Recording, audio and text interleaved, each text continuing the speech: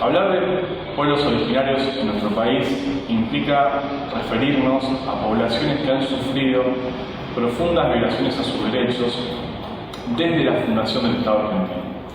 Hablamos de poblaciones que son preexistentes al Estado-Nación argentino, el Estado moderno, y que por lo tanto conciben sus derechos y sus identidades múltiples de manera muy diversa y distinta a la cual la concibe el Estado-Nación argentino. Esto necesariamente nos remite a lo que conocemos como primer genocidio. En realidad, lo que hoy conocemos como primer genocidio, que básicamente nos está remitiendo a la fundación del Estado-Nación argentino a través de la eliminación y asimilación de lo que conocemos como pueblos originarios. Esta cuestión, esta nominación, nos lleva necesariamente a cómo estas poblaciones vienen sosteniendo su resistencia. Porque en principio, parte de su resistencia pasa por el modo de autonominarse, cómo se concibe a sí mismo y cómo se nombra. Y en segundo lugar, nos remite a cómo vienen sosteniendo esa resistencia en función del derecho a la tierra. Este derecho a la tierra implica para estas poblaciones la exigencia del Estado argentino del reconocimiento de su preexistencia en el territorio. Lo que nos lleva sí o sí a volver a remarcar que son poblaciones que existen, que preexisten al Estado-Nación argentino. Por lo tanto, toda esta historia nos obliga a repensar las modalidades en las cuales se fue constituyendo la identidad que conocemos como Argentina en relación a estas otras identidades que ponen en tensión el carácter inclusive legal de lo que conocemos como Estado-Nación.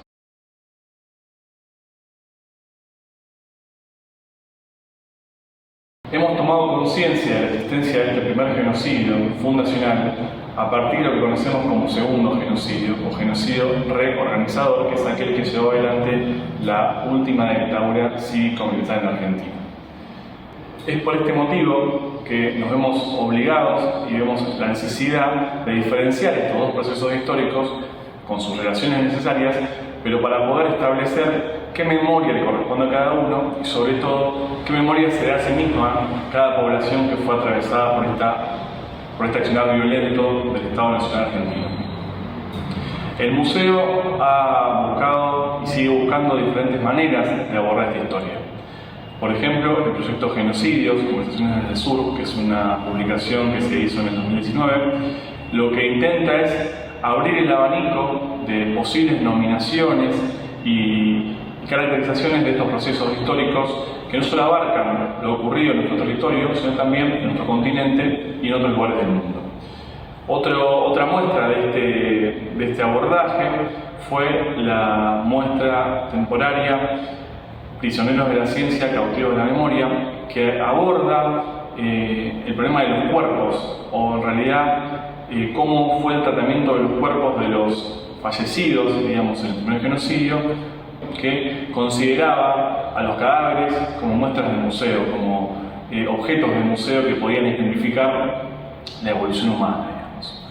Entonces, de este modo, vamos generando diferentes políticas que nos permitan, en un principio, poner de manifiesto esta problemática y en un segundo momento oficiar de caja de resonancia de aquellas poblaciones que requieran de nuestra institución para poder de algún modo tener una voz o amplificar su voz al momento de nombrar y caracterizar lo que está ocurriendo desde el inicio del Estado argentino. Los pueblos naciones originarios o indígenas fueron borrados sistemáticamente de la memoria oficial de la historia argentina. Esto tiene mucho que ver con la imagen de una nación deseada como homogéneamente blanca, monocultural y monolingüe que los expulsó del relato y además le negó historicidad.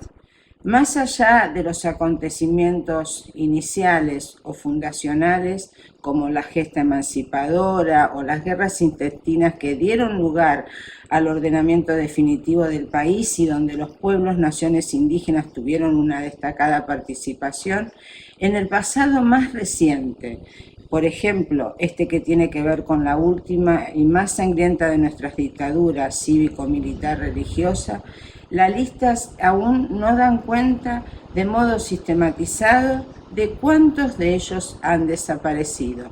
Del mismo modo, tampoco tenemos registro de su participación en la guerra con Malvinas. Sin lugar a dudas, como dice Renan, cuando una nación se conforma es fruto de quienes han decidido recordar algunas cosas y borrar tantísimas otras. Es una deuda histórica que sigue siendo reclamada, el protagonismo de nuestros pueblos, naciones indígenas en la historia nacional. Los pueblos, naciones indígenas que habitaron y habitan nuestro país han sufrido desde tiempos inmemoriales hasta el día de hoy situaciones que vulneran sus derechos humanos fundamentales.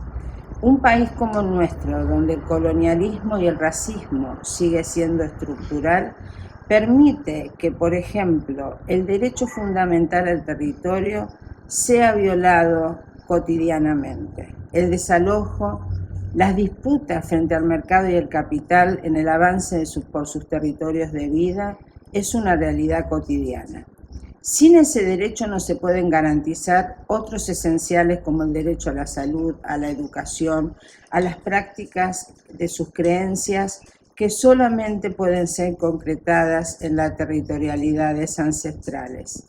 Nuestra Secretaría de Pueblos Originarios revisa constantemente y releva las denuncias que dan cuenta de estas violaciones. Y en espacios como en el de este museo hemos podido participar de paneles y conversatorios donde las mismas fueron expuestas. Es una gran deuda del Estado argentino el proteger y garantizar los derechos concedidos por un gran corpus legal a estos pueblos, naciones y que de algún modo no se cumplen. La violencia institucional, la violencia estatal es fruto del racismo, la discriminación que afecta el buen vivir de nuestros pueblos, naciones indígenas.